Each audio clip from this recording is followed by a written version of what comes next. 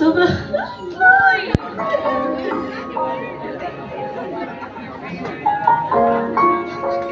Sobrang namimiss kita, ate. Kasi dalawa lang tayo babae. Parang ikaw yung best friend ko. Ikaw yung katulong ko palagi.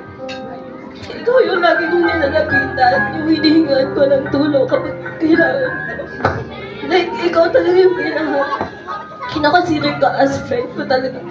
Other than my friends, ikaw yung pinakatotoo kasi ikaw yung kapatid ko. Tapos ngayon na, you're moving to a married life. Mamimiss ko lang yung bating natin. Siyempre, magkakaroon tayo ng limitations. Alam ko yun. Para may mga bagay na hindi ko na kailangan ilapit sa'yo. Ganun. So, mamimiss ko yun. Tapos, yung wedding mo na to, hindi ko siya masasabi na as in fully masaya ako kasi ramdam na ramdam ko yung kulang. Alam mo yung months and araw or even year na iniisip ko na may maghahatid na father sa'yo sa side, pero ngayon wala siya. Parang yun yung biggest ko talaga.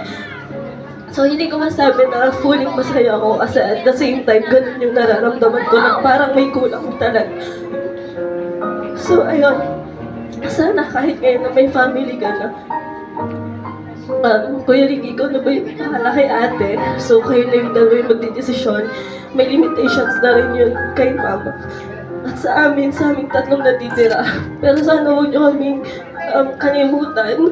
Umuwi rin kayo palagi sa amin kasi minsan-minsan na lang tayo nagkakasama. Tapos aalis pa ako. So hindi ko alam pag alis ko pa. Sobrang mag-miss ko lang yung dati ng mga bata tayo.